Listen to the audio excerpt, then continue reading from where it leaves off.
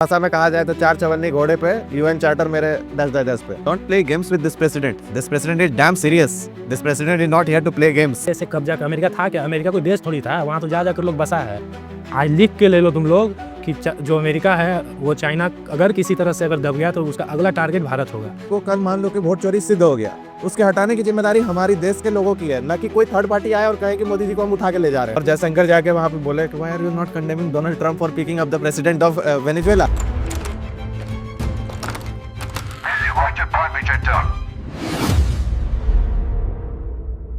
नमस्कार साथियों, स्वागत है आपका एक और अनपॉपुलर ओपिनियंस के एक अनपॉपुलर टेक में वापस। आज हम लोग बातचीत करेंगे डोनाल्ड ट्रंप के हिमाकत पे। डोनाल्ड ट्रंप जो दुनिया के दादा बने फिर रहे हैं उसके ऊपर। तो हाल ही में हुआ वेनेजुएला के ऊपर एक ऑपरेशन, जिसका नाम उन्होंने दिया ऑपरेशन थंडरबोल्ट या असॉल्ट। थंडरबोल्ट तो ईरान को दिया था वैसे। तो इसमें जो किया इन्होंने, ये इंटरनेशनल लॉज, यूएन चार्टर सबको रखा धज्जियों पे। यानी मूल भाषा में कहा जाए तो चार चवन्नी घोड़े पे, यूएन चार्टर मेरे 10/10 पे। तो तुम्हारे हिसाब से क्या लगता है कि UN as a body Donald Trump को रोकना इम्पॉसिबल है, या कहीं मतलब छूट गया है पीछे कुछ? यूएन डिफंक्शनल हो गया है। यूएन क्या है? अमेरिका ही का ही बनाया हुआ एक संस्थान है, तो वो करेगा अमेरिका के हित में। जो पावरफुल रहेगा उसके हित में करेगा, और क्या। अमेरिका ठीक है, मतलब घूम फिर के एंटोनियो गुतरेस जो है वो अपना सोया हुआ है और अमेरिका अपना मनमानी चला रहा है हर जगह। कोई वर्ल्ड गवर्नमेंट नहीं है में जो ताकतवर है वो करेगा। ये अमेरिका का हित में था वेनेजुएला पे जाकर अटैक करना, किया, करेगा, ये आगे भी करेगा। पहली बार थोड़ी कर रहा है। पाकिस्तान में उसका समर्थन का सरकार नहीं था, इमरान खान को पलट दिया है, शेख हसीना को पलट दिया। बहुत सारे देश में टॉपल करते रहता है। वेनेजुएला में उसका हित क्या करेगा? यूएन क्या करेगा? तो ये न्यू एरा कॉलोनियलिज्म बोला जा सकता है कि जो यूके कर रहा था वो न्यू एरा में अमेरिका कर रहा है। 1823 में अमेरिका मुनरो डॉक्ट्रिन लाया था, जिसमें बोला गया था कि मेरे आंगन के आसपास कोई देश इंटरफेयर नहीं करेगा। और वेनेजुएला अमेरिका के बगल में ही एक्सटेंडेड नेबरहुड है, तो साउथ अमेरिकन कंट्री है। तो उसके आसपास में देखा जा रहा है कि रसिया का इन्वॉल्वमेंट था, चाइना का इन्वॉल्वमेंट था, कम्युनिस्ट देश था, आइडियोलॉजिकली उसके अगेंस्ट था। तो अमेरिका मुनरो डॉक्ट्रिन को ही रिवाइव एक तरह से किया है जो पहले चल रहा है। और बेसिकली यही कहना चाह रहा है कि विद इन माई हेमिस्फेयर, और उसने पोस्टर भी जारी कर दिया था, western hemisphere is our in hemisphere, yes, and we mean it.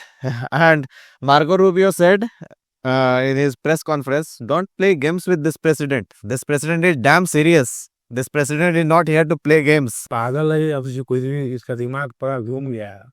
अब Marco Rubio is now in charge of Venezuela, in charge of somewhat Mexico. वो और ज्यादा हार्ड पावर है, वो ट्रम्प से भी ज्यादा हार्ड पावर है मार्को रूबियो। वो उसी का, ऐसा बोला जाता है, बहुत सारे स्कॉलर बोला है कि उसी का दिमाग है ऐसे कि जाकर के डायरेक्ट अटैक करो। ये पहली बार थोड़ी हो रहा है। ये जो वेनेजुएला है ये पहली बार थोड़ी कर रहा है। ये तो मदुरो जो है, निकोलस मदुरो वो आज से 2018 सत्ता में, आज से पहले से ही वो करते आ रहे। उसके पहले भी जो पहले अमेरिकन कंपनी जो तेल निकाला करते थे वहां पे, उसको हटा करके उसके प्रेसिडेंट जो वेनेजुएला के, वो बहुत पहले कर चुका है। ये पहली बार नहीं है। हाँ, मतलब इतिहास रहा भी है। मतलब where there is oil, US army, US navy, everyone pounds upon it. मतलब जहां ऑयल दिख गया, तो आपके पराठे में भी अगर ऑयल है तो हो सकता है, तो हो सकता है वहां पे यूएस नेवी उतर जाए। जहाँ तेल है वहाँ डेमोक्रेसी, सो कॉल्ड डेमोक्रेसी आता ही है। तो बेसिकली हमने और भी रिजीम चेंजेस देखे हैं। इराक में देखा हमने, हर जगह है वो, हर जगह। अमेरिका का इतिहास ही ऐसे कब्जा का। अमेरिका था क्या? अमेरिका कोई देश थोड़ी था, वहां तो जा जाकर लोग बसा है। सबसे पहले 13 राज्य था, 13 से बढ़ते बढ़ते 50 कर लिया है। कहीं जैसे कुछ मेक्सिको से खींच लिया, कोई अलास्का खरीद लिया, कोई फ्रांस से ले लिया, तो ऐसे ही है। और ग्रीनलैंड भी खरीदने की बात चल ही रही है, ले लेगा वो। और इस समय यूरोप जो है वो लग नहीं रहा है, निठल्ला बैठा हुआ है। मतलब कहाँ एक समय पूरा दुनिया रूल करता हुआ यूके, इंग्लैंड, और आज लग रहा है कि ट्रम्प ऐसे धमकी दे रहा है, तुम बैठो। फ्रांस मैक्रोन को ओपनली मॉक कर रहा है प्रेस कॉन्फ्रेंस में, look Donald, don't tell the population, don't अरे यार ड्रोन को खुद खुद समझ ही में नहीं आ रहा है, कभी इधर बोलता है कभी इधर बोलता है। जब उससे छीन लिया गया ऑस्ट्रेलिया से, जो एक न्यूक्लियर सबमरीन बनाने वाला था, शायद फ्रांस से ही ले लिया गया था, तो फिर अगेंस्ट हो गया, अमेरिका के बात करने लगा। अभी सोच देख रहा है कि अभी अमेरिका अच्छा कर दिया, दूसरे तरफ में कभी बोलेगा। कुल मिला के यूरोपियन कंट्री जो इतना शक्तिशाली कंट्री था, इतना देश है, वहां पे क्या चीज नहीं था, लेकिन अभी ठेकेदारी बना हुआ है, ठेकेदारी कर रहा है अमेरिका का। अमेरिका एक तरीके से बोलना नहीं चाहिए, बहुत खराब ही वर्ड है। अमेरिका का एक तरीके से गुलाम बन गया यूरोप। उससे ही बदतर बन गया। गुलाम तो अच्छा वर्ड है, अभी चलो जो बोल रहा है वो कर रहा है, वो बहुत घटिया वर्ड है वो। मतलब अपने अपने सॉवरेनिटी मतलब उसको असर्ट नहीं कर पा रहा है। मतलब ग्रीनलैंड को ट्रम्प बोल रहा है we will take Greenland because Russia and China has influence over that. Denmark बोल रहा है it's not good, it's not. और आपको बता दूं, ग्रीनलैंड जो लेने का बात कर रहा है अमेरिका, वो ग्रीनलैंड जो डेनमार्क का पार्ट है, ऑटोनोमस बोला जाता है, लेकिन उसको रूल डेनमार्क ही करता है। लेकिन डेनमार्क नेटो का मेंबर है, डेनमार्क ईयू का मेंबर है, उसको बोला जा रहा है कि ले लेंगे। और कोई कम्युनिटी, यूरोपियन कम्युनिटी नहीं बोल रहा है। यहाँ से मुझे यूक्रेन का एक साफ साफ फ्यूचर दिखाई देता है। यूक्रेन विल बी टोल्ड इतना दूर रसिया का, इतना दूर इसका, बाकी यूक्रेन तुम एक काम करो, अपना सब कुछ सबमिट कर दो मेरे। तो हुआ ही है ये, तो ये तो हो ही रहा है कि यूक्रेन को बोला अमेरिका की चलो भाई लड़ाई उड़ाई हो गया, अब क्या करना है तुमको, कि जितना हथियार तुम मेरे से लिया है उधारी सब चुकाओ। कैसे चुकाएगा, कुछ एरिया दे दो हमको, उस पर हम डायरेक्ट वो करेंगे। हाँ, कुछ एरिया रसिया का, इन लोग सब जितना पावरफुल देश रहता है सबका मिली भगत रहता है। रसिया से पक्का कुछ ना कुछ डील किया होगा कि हम जा रहे हैं मारने उसको, तुम इधर यूक्रेन का कुछ देख लो कुछ डील तो ट्रम्प बेस्ड ट्रांजैक्शनल। ट्रम्प का सिंपल सा फंडा है कि if you give me something I will give you something, simple सा चीज। मतलब एक तरीके से हो गया है कि एक इलाके का रंगदार बैठा हुआ है और कल आए हो आज नजराना में तो पाकिस्तान है सर, रेयर अर्थ। अरे अरे वाह very good, Asim Munir is a great man, great man, great man. Narendra Modi Narendra Modi came to seek my appointment. Narendra Modi wanted to see him. I gave him permission. Yes, you can come. You can come. Modi is a great man. Modi is a great friend of mine, but he is not happy with me because he's paying tariffs. I told them that if you don't do the oil thing, we'll raise tariffs substantially, and he is cutting down. मतलब India के बारे में ऐसा ऐसा बोलना है उसका, मतलब how far it is India was considered to be an ally of America to counter China, and now ऐसा हो गया है कि इंडिया किसी का अलाई नहीं है। अब वो अमेरिका चाहता है कि इंडिया अलाई बन जाए। हम लोग बहुत प्रेगमेटिक और बहुत प्रैक्टिकल इंटरनेशनल पॉलिसी यूज करते हैं हम लोग। वो तो चाहता ही कि हम मेरे आंगन में आ जाए, मेरा बात माने, रसिया के अगेंस्ट हो जाए, कि रसिया से काम तमाम करने के बाद और चाइना का काम तमाम करने के बाद आज लिख के ले लो तुम लोग कि जो अमेरिका है वो चाइना अगर किसी तरह से अगर दब गया तो उसका अगला टारगेट भारत होगा। क्योंकि पावर दो, जंगल में कभी भी दो शेर नहीं रह सकता है।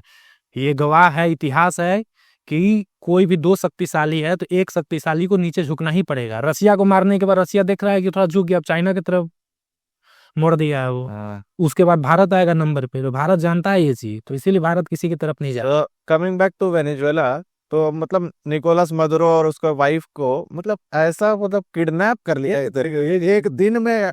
मतलब चाइनीज इन्वॉय वहां से निकला है बाहर और 2 घंटे में वहाँ US navy, US air force, US के कमांडोज अंदर घुस चुके हैं वहां पे कि we are seizing Nicolas Maduro, वहां से उठा के मदुरो को।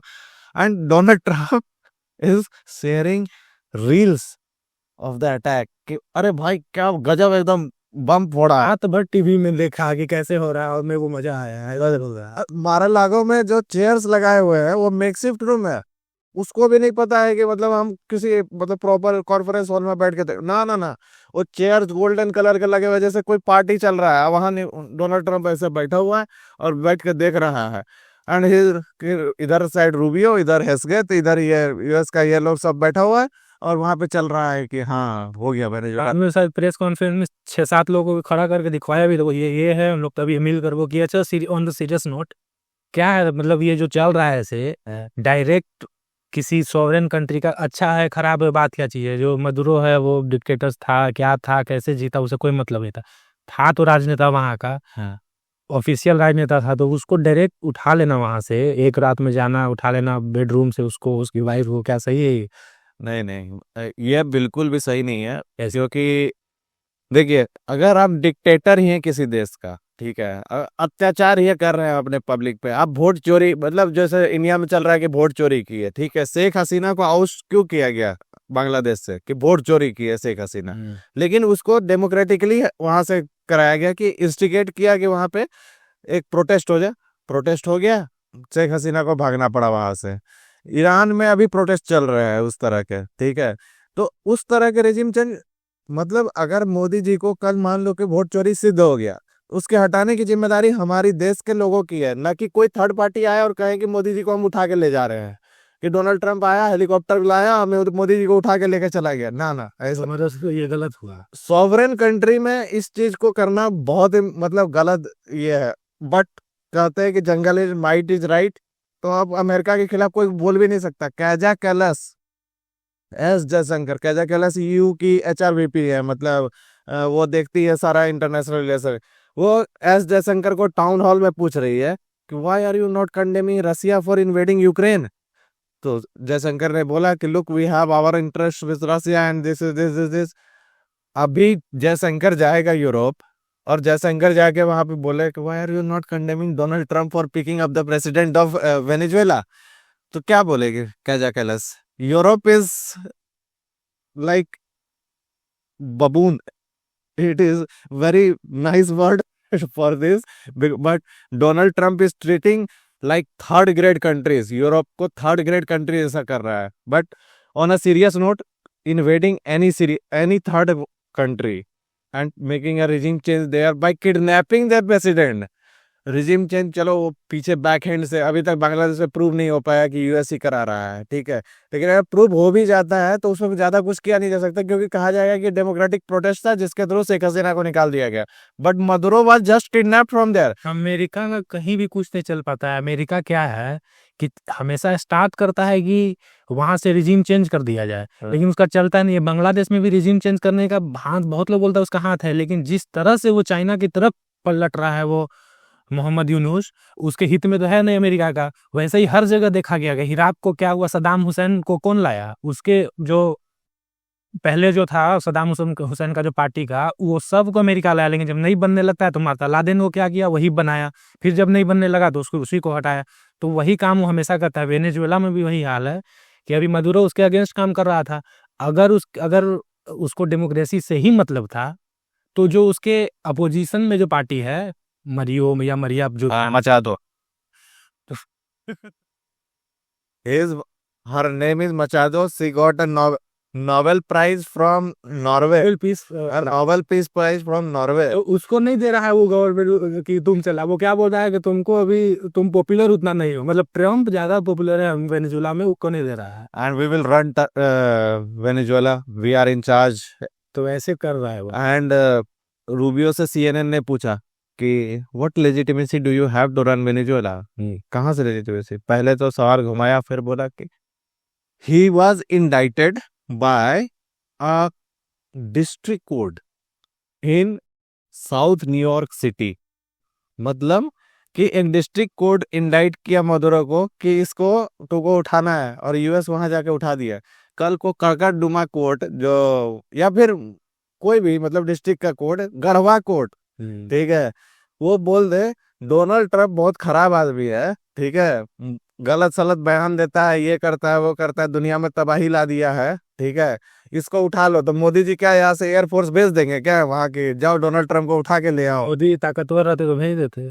जो ताकतवर है वो भेजेगा ही, क्यों नहीं भेजेगा? We live in a jungle where strength of lion prevails. तो जो जो ताकतवर है वो करता ही है, वो कोई गलत है नहीं। वो ये वेनेजुएला का भी प्रेसिडेंट ड्रामा कर रहा था, तो इसके दम पे उचक रहा था क्या, और वो चाइना के रसिया के दम पे है तो पकड़ लो, मैं यही हूँ, ये है, वो उठा लिया। तो भाई जब तुम्हारे पास पावर नहीं है तो तुम शांति से देखो। अभी बहुत लोग बोल रहा है, ज्ञान दे रहा है कि भारत क्यों नहीं कंडेम कर रहा है, भारत को तो कंडेम करना चाहिए। भारत कंडेम करेगा, लेकिन कंडेम होने लायक हम लोग हो जाएंगे तो हम लोग बिल्कुल करेंगे। और दूसरा चीज ये है कि कंडेम करके करेंगे भी क्या हम लोग? कुछ नहीं हो पाएगा, जो मन है उसका करेगा ही। जो कंडेमेशन हम लोग करेंगे मैक्सिमम कि हाँ डेमोक्रेटिक सॉवरेन ये सब चीज़ों को, यूएन चार्टर को, ये सब चीज़ को ध्यान में रखने का और फिर करने का ये सब, all that does not make sense in this. China का भी औकात पता चल गया कि देखो क्या होता है। बेसिकली ट्रम्प ने इसीलिए किया है कि उसने चाइना को अपना औकात दिखाया कि तुम्हारे अंदर ईरान को मारे, तुम कुछ नहीं कर पाए, तुम्हारे अंदर वेनेजुएला को ले गए, तुम कुछ नहीं कर पाए, और तुम जिस दिन ताइवान पे अटैक करोगे उस दिन हम घुसेंगे वहां पे और तुमको मारेंगे। तो क्या लगता है ये मेन कारण ऑयल वाला ही है, नेचुरल गैस ऑयल और कुछ? मतलब अमेरिका चाहता है कि ऑयल लॉबी जो है उसका लीडर हमेशा हम ही बने रहे। अच्छा, मतलब ऑयल ही एक कारण है और नहीं, ऑयल ही एक कारण नहीं है, और भी कारण है। जैसे बोला जा सकता है कि वेनेजुएला जो है एक स्ट्रेटेजिकली अच्छा जगह पे लोकेटेड है। ठीक है, थोड़ा ऊपर जाने पे पनामा कैनाल आ जाता है। ठीक है, वहां से क्या होता है कि शिपिंग वगैरह में ये लोग तंग करता था वेनेजुएला का जो मदुरो का पार्टी का लोग नहीं, अमेरिका का मानना है कि ड्रग डीलिंग डीलिंग वगैरह भी करता था। ठीक है, बट ड्रग डीलिंग करने के लिए प्रेसिडेंट को ही उठा लिया, तो मतलब ये कहा है अब कुछ छोटा मोटा गुंडा भारत छोटा मोटा गुंडा को नहीं मारता कि नहीं नहीं मसूद अजहर को मार देता है। मसूद अजहर को नहीं उठा पा रहा है, प्रेसिडेंट का हड़प लिया। वह इसका कारण खैर ठीक है, ऑयल तो बहुत बड़ा कारण है, डोमिनेंट कारण है, लेकिन हमको लगता है कि लेकिन एक चीज है कि वेनेजुएला का जो क्रूड है ना वो हार्ड क्रूड है, उसको ऐसे सिंपली नहीं निकाला जा सकता है। ठीक है, सिंपली नहीं निकाला जा सकता, सील करना पड़ता है। वेनेजुएला के द्वारा अमेरिका तो निकाल ही लेगा, अमेरिका घुस नहीं दे, वहां का ऑयल कंपनी नेशनलाइज्ड है शायद, हाँ, तो वहां पे हटा दिया सब अमेरिकन कंपनी को। 300 बैरल 300 बिलियन बैरल शायद वहां रिजर्व है। इराक को मारा था उसने 2003 में अटैक किया था, उसके पर 145-50 बिलियन बैरल था, इसके पर लगभग दोगुना है। तो सोचो क्या करेगा इसके साथ। वो बात है। मतलब इस चीज का नहीं कहा जा सकता कि सिर्फ मतलब ऑयल को लेकर के नहीं है डोनाल्ड ट्रंप का, है डोनाल्ड ट्रंप का। बट क्या हुआ था कि कहानी हुई थी, एक्सॉन मोबिल करके एक कंपनी है, एक्सॉन मोबिल एक कंपनी है यूएसए के। हाँ पहले निकालता भी था यहाँ वेनेजुएला में। हाँ हाँ, वो क्या करता था वेनेजुएला में ये सब ड्रिलिंग वगैरह ये सब चीज करके तेल का जो ये सब है वो सब चालू किया। बट मदुरो आया और उसको हटा भगा दिया वहां से। ठीक है, अब वो गया गुयाना में, गुयाना में भी उसने खोज लिया तेल। ठीक है, बट उस समय अमेरिकन लीडरशिप इतना स्ट्रांग नहीं था। ठीक है, अमेरिकन लीडरशिप डोनाल्ड ट्रंप के आने के बाद बैस भी कर रहा है और मतलब अटैक भी कर रहा है। ठीक है, गुयाना में खोज लिया और मदुरो ने उसको भी क्लेम कर दिया गुयाना में जो खोजा कि ये वाला एरिया जो है ये हमसे लगा हुआ है, गुयाना का। ये मदुरो बोला लगा हुआ है, तो इस पे हम मेरा बनता है। ठीक है, एक्सॉन मोबिल ने लॉबी किया अमेरिका में 2025 में। वहां कौन जाता है? इलेक्शन में फंडिंग वंडिंग भी किया था ये। अब किया था, अभी ये इसका अभी प्रूफ तो है नहीं, बट 2025 में वहां कौन जाता है? Marco Rubio. Marco Rubio Guyana जाता है, देखता है चारों एरिया, वहां से मदुरो को देता है वार्निंग कि मदुरो सुधर जाओ नहीं तो ये अटैक हो जाएगा। ठीक है, हम लोग आएंगे, ड्रग डीलिंग ये सब सब चीज बंद कराएंगे, इतना चीज तुम समझ लो। मदुरो ने उसके बाद टोन डाउन किया अपने आप को थोड़ा बहुत, बट डोनाल्ड ट्रम्प का तो तक लगता है प्लान बन चुका था। डीप स्टेट कहे या फिर ये जितने रूबियो जितने लोग थे, लगता है वो लोग डोनाल्ड ट्रम्प को कन्विंस कर चुके थे कि अब कुछ नहीं किया जा सकता, मदुरो को उठाओ। वो बहुत दिन से 3-4 महीना से ड्रिलिंग चल रहा था इसके वेनेजुएला के आसपास में, साउथ अमेरिकन कंट्रीज में इतना सारा सेना लगा दिया है। हाँ, सैंक्शंस पहले लगाया, फिर वो एयर स्पेस बंद कर दिया वेनेजुएला का। इतना सारा चीज करने के बाद ऑलमोस्ट इमिनेंट हो गया था कि स्ट्राइक होगा यार। एक सप्ताह पहले ही ट्रम्प तो बोला ही, एक सप्ताह पहले ही ऑर्डर दे चुके थे, लेकिन बहुत सारे कारण के चलते, कभी वेदर खराब हो जा रहा है, कभी ये हो जा रहा है, इसके चलते वो, और 1 महीना से इन लोग का था ही प्लानिंग उठाने का, 1-2 महीना ड्रिलिंग कर भी रहा था। बट अब जो फ्यूचर क्या लगता है कि मतलब वहां पे वेनेजुएला में डेमोक्रेसी ये जो स्टेब्लिश करने के बाद, क्योंकि वहां की जो वाइस प्रेसिडेंट थी डेल्सी रोड्रिग्स, वो उसने चार्ज ले लिया है। ठीक है, और चार्ज लेने के बाद ट्रम्प अभी भी बोल रहा है कि जो सैंक्शन ऑयल है उसको अमेरिका लाएंगे और उसको मार्केट ऑयल प्राइस पे बेचे। साफ साफ बोल रहा है कि अमेरिकन कंपनी जाएगी वहां पे करने, और वो सीधा साधा बोल रहा है, उससे वो कोई मतलब नहीं है कि मेरा डेमोक्रेसी स्टेब्लिश हो गया नहीं वैसे वो स्टेब्लिश क्यों करेगा? वो डेमोक्रेसी स्टेब्लिश करेगा तो विल ऑफ द पीपल वहाँ चलेगा, विल ऑफ द अमेरिका थोड़ी चलेगा। वहाँ आज तक एक भी ऐसा उदाहरण नहीं है कि जहाँ पे अमेरिका कोई देश में जाके इंटरवीन किया, वो डेमोक्रेसी वो स्थापित हो गया हो। ऐसा कभी नहीं। वो उसका सब ऑयल वगैरह निकालेगा, जाएगा, बेचेगा, खत्म कर देगा, फिर किसी को दे देगा। मतलब एक तरीके से पपेट गवर्नमेंट ही बैठेगा यूनुस के जैसा। ऑयल एक कारण है, मेरे को लगता है 3 कारण इसका है जो मेरी वेनेजुएला पे जो अटैक हुआ है। अटैक वर्ड भी बहुत बड़ा है उसके लिए, वो तो जा करके मार करके आ गया। एक तरीके से एब्डक्शन है, एक तरीके से कि वहां से उठा लिया। एक तो इकोनॉमिक कारण है कि उसका ऑयल वाला उसका नजर था वहां पे कि और इससे रसिया को भी नुकसान पहुंचाना चाहता है। कैसे कि अगर वेनेजुएला में जो 300 बिलियन बैरल बहुत ज्यादा होता है, और वो रिजर्व है लेकिन प्रोडक्शन बहुत कम करता है, बहुत कम। तो अगर अमेरिकन कंपनी अगर वहां पे जाएगी, प्रोडक्शन करेगी और निकालेगी, तो जो सप्लाई है वो बढ़ जाएगा। सप्लाई बढ़ेगा तो किसको नुकसान होगा? रसिया को, क्योंकि रसिया बेचता है, उसी से वो फंडिंग है, वॉर फंडिंग हो रहा है अभी उसका। तो वो दाम कम कर देगा, तो दाम कम हो जाएगा, तो उसका भी दाम कम हो जाएगा उसका। क्योंकि रसिया जो है वो कैसे कमा रहा है? सैंक्शन के बावजूद दाम कम करके। हाँ। ऑटोमेटिक अगर वेनेजुएला में जाकर अगर दाम कम कर देगा तो उसका नुकसान होगा, उसका राइवल का। पहला कारण।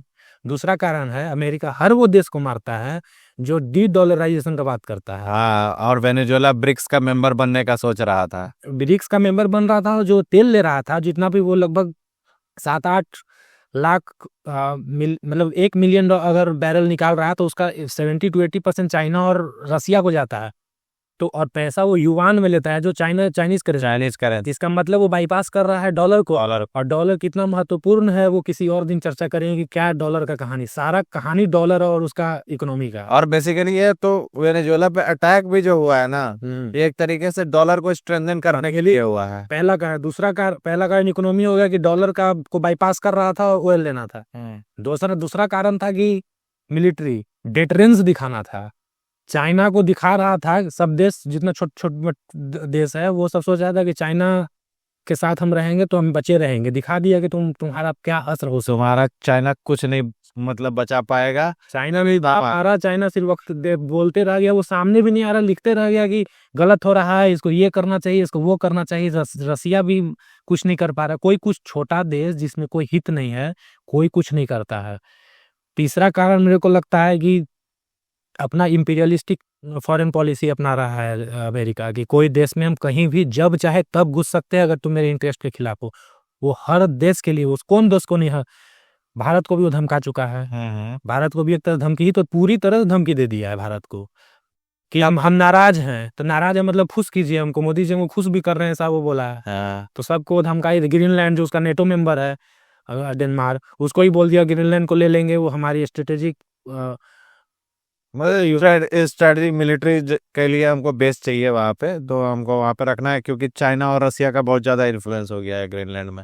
पॉलिटिकल भी है कि वो कम्युनिस्ट देश था, वो कैपिटलिस्ट देश है, तो कम्युनिस्ट देश को उसको ऐसे भी कंटेन करना था। तो बहुत सारा कारण था वेनेजुएला का। और भी करेगा। नेक्स्ट है अभी कोलंबिया को फिर धमकी दे दी। कोलंबिया, फिर उसके है कि क्यूबा, उसको भी देखना है उसको। और मतलब क्यूबा, साउथ अमेरिका के देश तो एक तरीके से लगता है कॉलोनाइज कर ही देगा। वो चुका है, वो चिली को पीता है। अर्जेंटीना खैर उसी का राइट पार्टी, उसका तो हुआवर मिलाई बन गया वहां पे, अब उसको दिक्कत रही है। ईरान को बोल ही दिया है वो अटैक भी कर सकता है, कुछ सब हो सकता है कि ये वीडियो जब तक आए तब तक अटैक हो चुका होगा ईरान में और रिजीम चेंज हो चुका होगा। जितना अभी बेवकूफी मेरे को नहीं लगता है करेगा ट्रम्प, लेकिन खैर वो उसको समझ, अमेरिका शक्तिशाली देश है, ठीक है, ऐसा करना चाहिए, लेकिन वो मतलब उसको खुद ही नहीं पता है कि उसको करना क्या है। बोलता कभी कुछ है, करता कुछ है, बोलकर खुद पलट। डोनाल्ड ट्रम्प का जो स्लोगन था ड्यूरिंग हिज प्रेसिडेंशियल कैंपेन, वो बोला कि why are our soldiers fighting in different countries, Afghanistan से वापस बुलाओ, यहाँ से ये करो, we will not meddle into the affairs of other countries.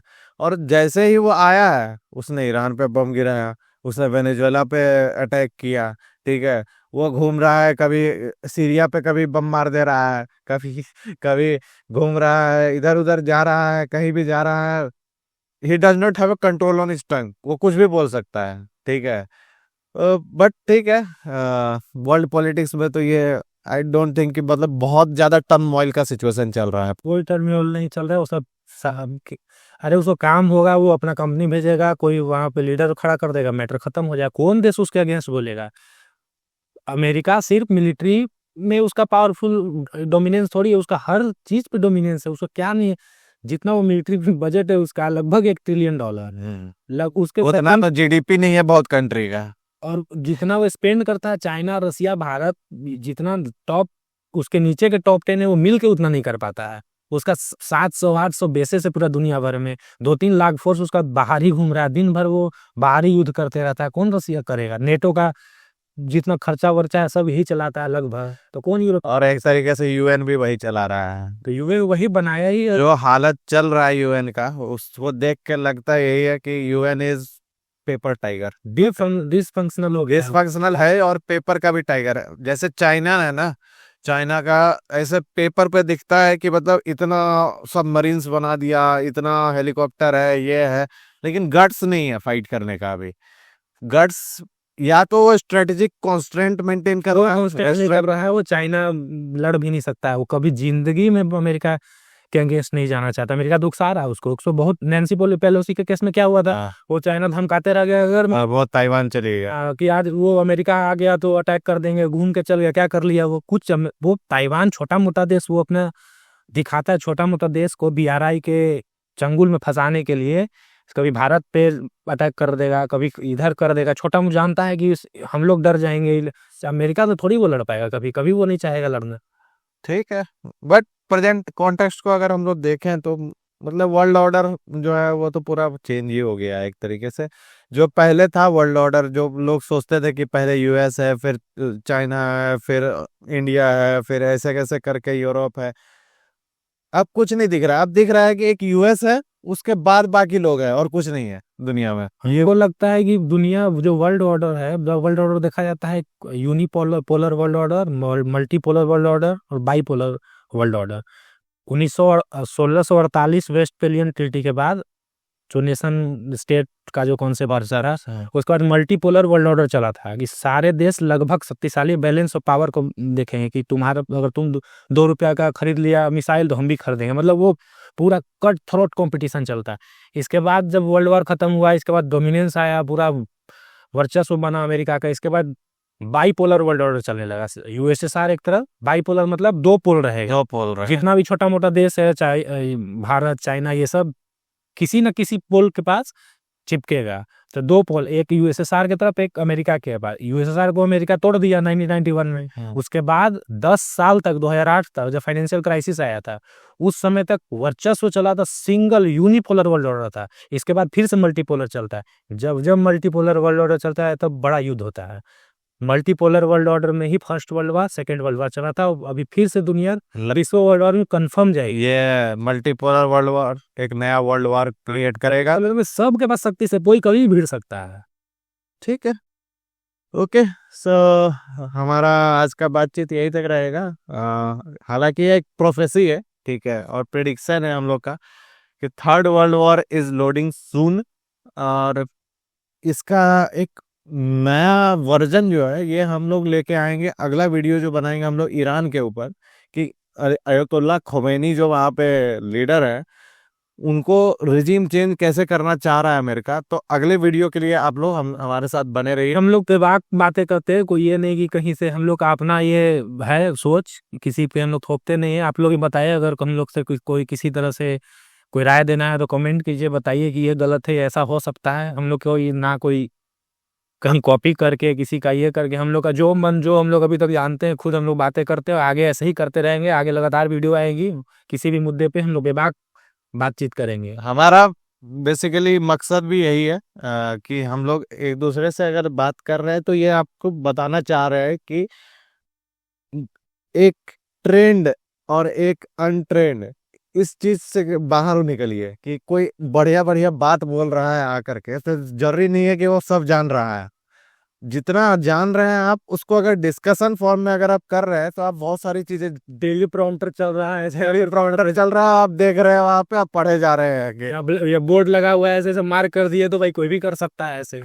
Basically जो थॉट प्रोसेस है, जो एनालिसिस है, वो इसी चीज से आता है, डिस्कशन से। और आगे का मतलब ये सारी चीज देखने के लिए चैनल को सब्सक्राइब, तो आप लोग बने रहिए, सब्सक्राइब कीजिए, हम लोग को आगे आगे बढ़ने की प्रेरणा दीजिए।